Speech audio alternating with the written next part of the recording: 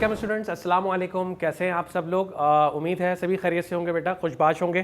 तो हम kinematics of linear motion को पढ़ते आ रहे हैं और इसमें हमने कई सारे टॉपिक को डिस्कस किया। तो आज के सेशन में जो हम पढ़ने वाले हैं वो बेसिकली एक्सेलरेशन के से रिलेट करता है, जिसके अंदर हमने एक्सेलरेशन को पढ़ना है और एक्सेलरेशन की टाइप्स को डिस्कस करना है और साथ साथ उसके ग्राफ एनालिसिस को भी पढ़ना है कि किस तरह से वेलोसिटी के चेंज होने के साथ साथ जब टाइम भी कंज्यूम किया जाता है, कोई भी बॉडी जब वेलोसिटी चेंज कर रही होती है, अपनी रफ्तार बदल रही होती है और टाइम इस दौरान जो लग रहा होता है, तो एक्सेलरेशन जो प्रोड्यूस होती है उसका ग्राफ में क्या इम्पैक्ट पड़ता है। ठीक है, तो चले पहले डेफिनेशन को समझते हैं और उसके बाद साथ साथ हम इस बात को समझते रहेंगे कि एक्सेलरेशन बेसिकली डेफिनेशन में आपको क्या बात समझा रहा है। Acceleration, the rate of change of velocity is called acceleration. आसान अल्फाजों में बहुत इजी शॉर्टेस्ट तरीका जो आसान अल्फाजों में डिफाइन करने का है एक्सेलरेशन का, वो यही है कि rate of change of velocity. Rate कहते हैं टाइम को, रेट का मतलब होता है टाइम। यहाँ पर जो रेट आपको दिखाई दे रहा है, इस रेट का मतलब होता है टाइम, यानी टाइम के साथ साथ जो वेलोसिटी में चेंज आता है, टाइम के साथ साथ जो वेलोसिटी में चेंज आता है उसी को हम एक्सेलरेशन कहते हैं। ठीक है, अगर मैं एग्जाम्पल के तौर पे आपसे ये कहूँ कि a car is moving 60 kilometre per our, इसका मतलब ये हुआ कि एक कार है जो कि मूव कर रही है रोड पर और उसकी जो वेलोसिटी है वो 60 है, 60 किलोमीटर पर आवर।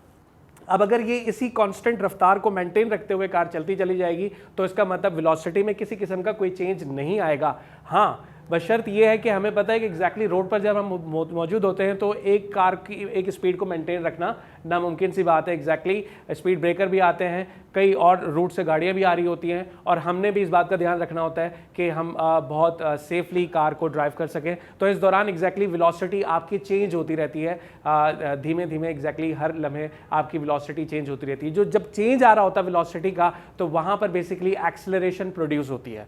और इसकी प्रैक्टिकल एग्जाम्पल अगर मैं कहूँ कि बाइक, एग्जैक्टली अगर आप लोगों में से किसी ने भी, जो भी देखने वाले इस सेशन को बच्चे हैं, उनमें से अगर किसी एक ने भी अगर बाइक का तजुर्बा लिया हुआ हो, उनको बाइक चलाने आती हो, तो उनको पता है कि एग्जैक्टली हमारे पास बाइक पर राइट साइड पर एक्सेलरेटर होता है और उसका इस्तेमाल हम कब करते हैं? जब हमें कभी बाइक की स्पीड को बढ़ाना होता है या बाइक की स्पीड को कम करना होता है, तो हम क्या कर रहे होते हैं? बाइक की स्पीड को बढ़ाने के लिए जो है वो इस तरह से यानी एंटी क्लॉकवाइज हाथ को मूव करवाते हैं, एक्सेलरेशन बढ़ाते हैं। ठीक है, और जब बाइक की स्पीड को कम करना होता है तो भी हम एक्सेलरेशन का इस्तेमाल करते हैं। यानी जब भी वेलोसिटी में चेंज आता है तो एक्सेलरेशन का इस्तेमाल होता है। अदरवाइज अगर वेलोसिटी एक ही मेंटेन रखते हैं तो उसमें हमें एक्सेलरेटर का इस्तेमाल या एक्सेलरेटर को यूज़ करने की ज़रूरत नहीं पड़ती। हाँ, एक और बात, गाड़ी को जब भी या बाइक को जब भी या कोई भी ऐसी व्हीकल जिसको आप चला रहे हो बेसिकली, तो उसको चलाने के लिए स्टार्ट से लेकर जब आप इसको स्टार्ट करते हो एग्जैक्टली इनिशियली उसकी जो रफ्तार होगी वो तो ज़ीरो होगी, कोई रफ्तार नहीं होगी। ज़ीरो से जैसे जैसे आप स्पीड बढ़ाओगे, जैसे जैसे आप उसकी वेलोसिटी बढ़ाओगे, तो वेलोसिटी को बढ़ाने के लिए आपको एक्सेलरेशन की ज़रूरत ऑटोमेटिकली पड़ेगी। और आगे जाकर एक ऐसा टाइम जब आप आ जाएगा महसूस कर रहे हैं कि अब यहाँ पर आपकी वेलोसिटी आप अपनी मेंटेन रख सकते हैं, तो वहाँ पर आपकी एक्सेलरेशन ज़ीरो हो जाएगी। यदि जहाँ पर वेलोसिटी कांस्टेंट, एक्सेलरेशन नहीं प्रोड्यूस होगी। एक्सेलरेशन जो प्रोड्यूस होती है वो वेलोसिटी के चेंज होने से होती है। काफ़ी डिटेल में हमने इस बात को डिस्कस कर लिया। ठीक है, rate of change of velocity यानी टाइम के साथ साथ जब भी वेलोसिटी में चेंज आएगा एक्सेलरेशन प्रोड्यूस होगी, अदरवाइज एक्सेलरेशन प्रोड्यूस नहीं होगी। कई जगहों पर इस तरह के एग्जाम में एमसीक्यूज भी पूछे जा सकते हैं कि यार अगर एक कार जिसकी स्पीड जो है वो कांस्टेंट है, तो बताओ एक्सेलरेशन क्या हो सकता है? ऑप्शन नीचे दिए जाते हैं जिसमें आपने कौन सा ऑप्शन चूज करना होगा। एग्जैक्टली बेटा सही सोच रहे हैं, एक्सेलरेशन उस वक्त जीरो होगी, तो जब वेलोसिटी कांस्टेंट होगी तो एक्सेलरेशन उस वक्त जीरो रहेगी। ठीक है, चेंज का मतलब या तो बढ़ेगी या फिर कम होगी। चेंज का मतलब ये नहीं होता कि कांस्टेंट है। कांस्टेंट का मतलब वेलोसिटी एक जैसी हो, पूरे सफर में जब आपकी वेलोसिटी एक जैसी होगी, सेम वेलोसिटी होगी, तो एक्सेलरेशन वहां पर नहीं होगी। एक्सेलरेशन कब आएगी? जब वेलोसिटी में चेंज आएगा। दूसरी definition, acceleration depends upon the velocity. एक बात तो कंफर्म हो गई कि भाई एक्सेलरेशन जो बेसिकली होती है वो डिपेंड कर रही होती है वेलोसिटी पे, वेलोसिटी के चेंज होने पर डिपेंड कर रही होती है। और if the velocity continuously increases और डिक्रीजेस, ये जो चेंज आएगा ये दो तरीके से, दो वे में आ सकता है। या तो वेलोसिटी डिक्रीज होगी या फिर वेलोसिटी इंक्रीज होगी। जब भी इंक्रीज या डिक्रीज का आपने वेलोसिटी अगर डिक्रीज करनी होगी या आपने वेलोसिटी इंक्रीज या बढ़ानी होगी, उन दोनों सूरत में आपको एक्सेलरेशन काम आएगा या वहां पर एक्सेलरेशन प्रोड्यूस होगा। ठीक है, यही बात लिखिए, डिक्रीज और decrease is the acceleration will be produced. Formula क्या होता है? अब बेसिक फॉर्मूला देख लेते हैं हम। हमारे पास जो एक्सेलरेशन का बेसिक फॉर्मूला है वो क्या होता है कि भाई change of velocity with respect to time, यानी चेंज ऑफ वेलोसिटी को टाइम से आपने डिवाइड कर देना है। टाइम के साथ साथ कितना चेंज आता है वेलोसिटी के अंदर, यही है आपकी एक्सेलरेशन, ये है मैथमेटिकल फॉर्म।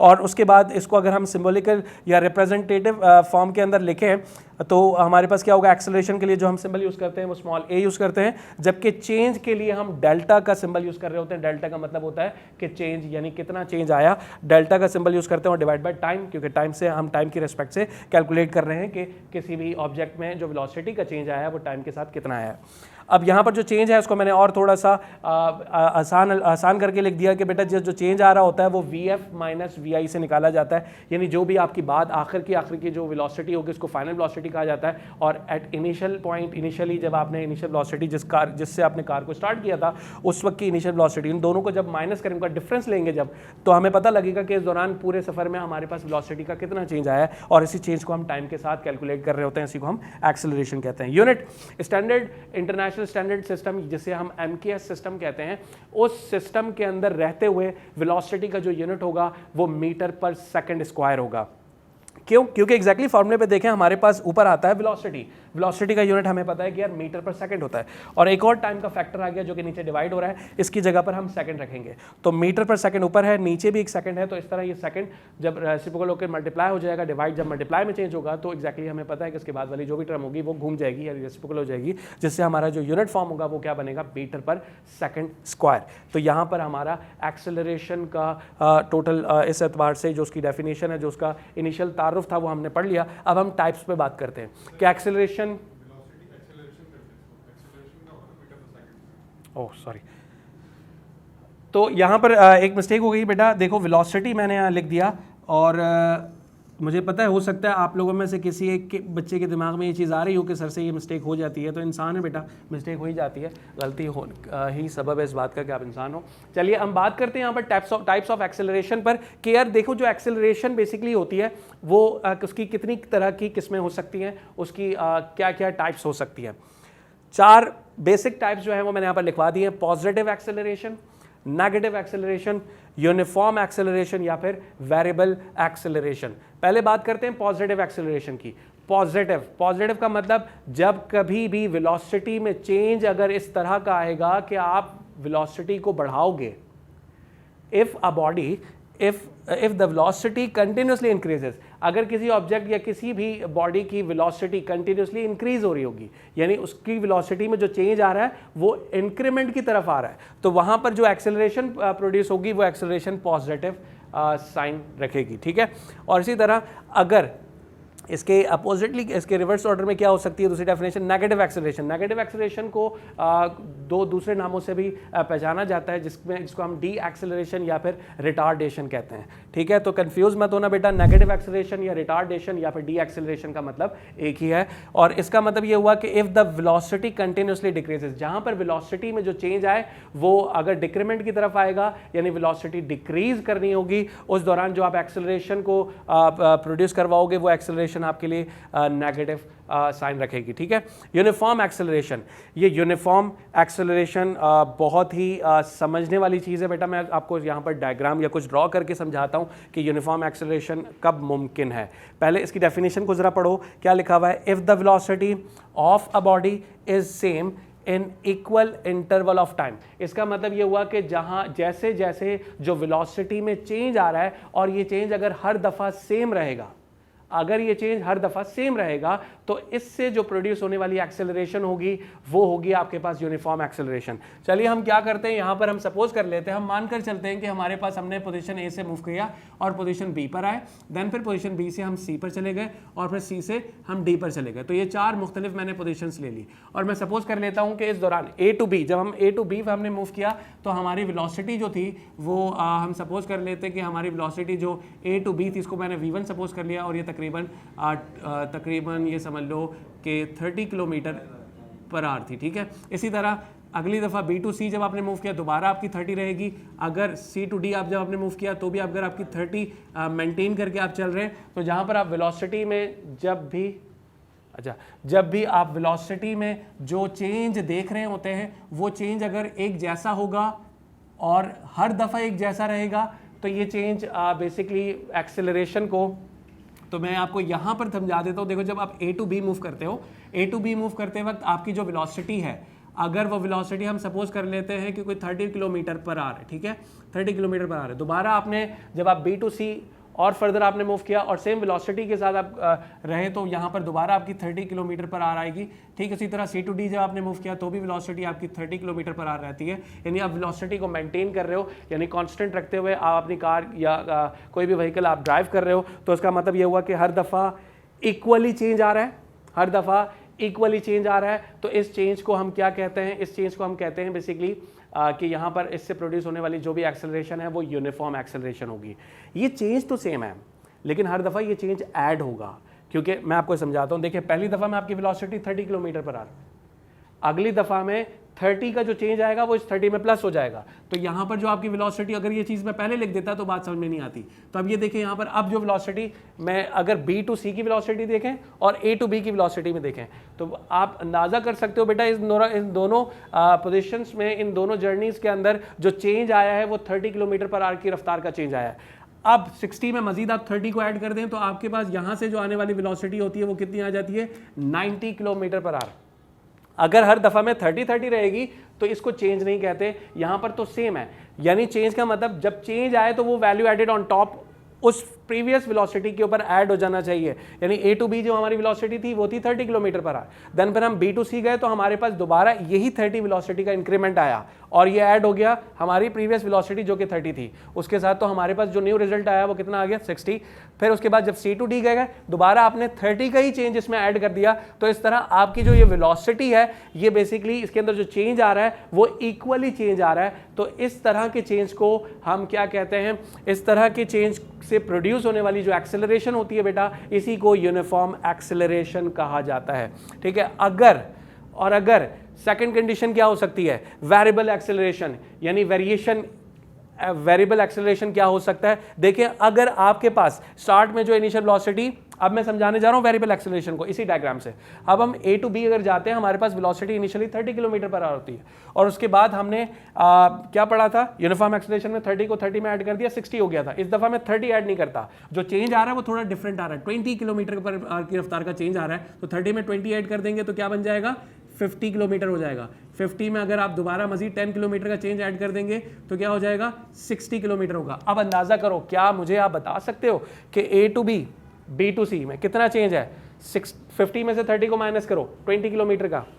देन फिर आप C to D और B to C में जरा फर्क वाजे करके बताओ बेटा कि C to D और B to C में कितना फर्क है। ये चेंज बेसिकली 10 किलोमीटर का चेंज है। तो देखो एक जैसा चेंज नहीं आया। A to B और B to C के दरमियान 20 किलोमीटर का चेंज था, जबकि B to C और C to D के दरमियान जो चेंज है वो 10 किलोमीटर का चेंज है। तो जहां पर चेंज आपके पास वेरी करता है, एक जैसा नहीं रहता। इस तरह जब एक्सेलरेशन प्रोड्यूस होती है वो एक्सेलरेशन वेरिएबल एक्सेलरेशन होती है। अच्छा, अब इसको ग्राफ भी इसका समझ लेते हैं। इसका ग्राफ बेसिकली कैसे बन सकता है? यूनिफॉर्म या वेरिएबल एक्सेलरेशन पर अगर हम ग्राफ की बात करें, हमने पढ़ा कि यूनिफॉर्म एक्सेलरेशन वो एक्सेलरेशन है जहां पर वेलोसिटी का चेंज जो है वो हर दफ़ा सेम रहेगा। चलिए देखते हैं, हम यहाँ बना लेते हैं वाई एक्सिस में हम कंसिडर कर लेते हैं डिपेंडेंट क्वांटिटीज़। और डिपेंडेंट क्वांटिटीज़ अगर ले रहे हैं तो एग्जैक्टली यहाँ पर आपके पास आ जाएगा वेलोसिटी, यहाँ पर आ जाएगा वेलोसिटी और यहाँ आ जाएगा आपके पास टाइम। ठीक है, एक्स एक्सिस में आपके पास टाइम है और वाई एक्सिस में आपके पास वेलोसिटी है। अब देखो वेलोसिटी बढ़ रही है, टाइम भी साथ साथ उतना ही बढ़ रहा है। दोबारा से वेलोसिटी बढ़ी, देन फिर दोबारा टाइम उतना ही बढ़ा। जितनी वेलोसिटी बढ़ी उतना ही टाइम बढ़ा।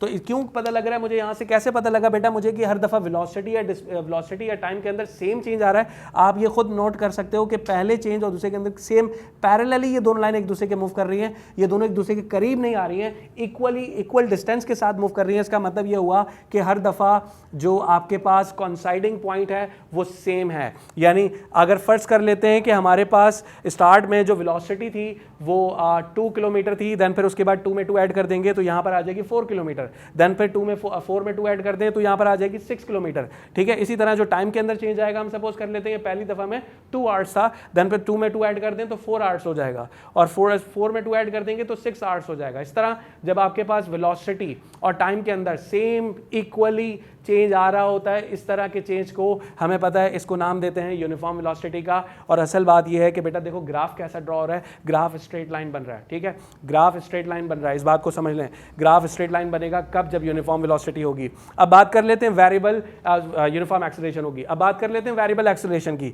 वेरिएबल एक्सेलरेशन में क्या फर्क आता है, वहां पर चेंज एक जैसा नहीं होता, वहां पर चेंज आपका बेटा एक जैसा नहीं होता। यानी हम सपोज कर लेते हैं, मैंने यहाँ पर आपको यहाँ पर समझा दिया था, ए टू बी जब हमने हमारे पास वेलोसिटी 30 भी थी, उसके बाद बी टू सी हम 50 पर आ गए, 50 और 30 को माइनस किया तो 20 किलोमीटर का चेंज आया। बी टू सी से जब सी टू डी पे गए तो फिर 10 किलोमीटर का चेंज आया। तो चेंज एक जैसा नहीं है। यहाँ पर चेंज जब एक जैसा नहीं आएगा तो ग्राफ भी आपके पास स्ट्रेट लाइन नहीं बनेगा, वो फिर एक नया शेप या कोई भी शेप इख्तियार कर सकता है। वो आप एक रफली जिगजैग टाइप की डायग्राम आप बनाओगे जिसको कोई नाम नहीं दोगे, ठीक है, ये ना कर्व दिख रहा है आपको ना ये स्ट्रेट लाइन दिख रहा है, तो इसमें ये इस चीज़ को साबित कर रहा है कि बेटा आपकी वेलोसिटी में जो चेंज आ रहा है वो सेम नहीं है, और इसी को हम कहते हैं वेरिएबल एक्सेलरेशन। तो बेटा आज हमने एक्सेलरेशन को डिस्कस कर लिया, जिसमें हमने एक्सेलरेशन और को उसकी डेफिनेशन, फॉर्मूला, यूनिट और ये सारी बातें हम करके आ चुके हैं। नेक्स्ट इंशाल्लाह सेशन के अंदर हम इसकी टाइप्स को डिस्कस करेंगे और साथ साथ ग्राफ एनालिसिस को भी डिस्कस करेंगे। तो तब तक अपना बहुत सारा ख्याल रखिएगा। अल्लाह।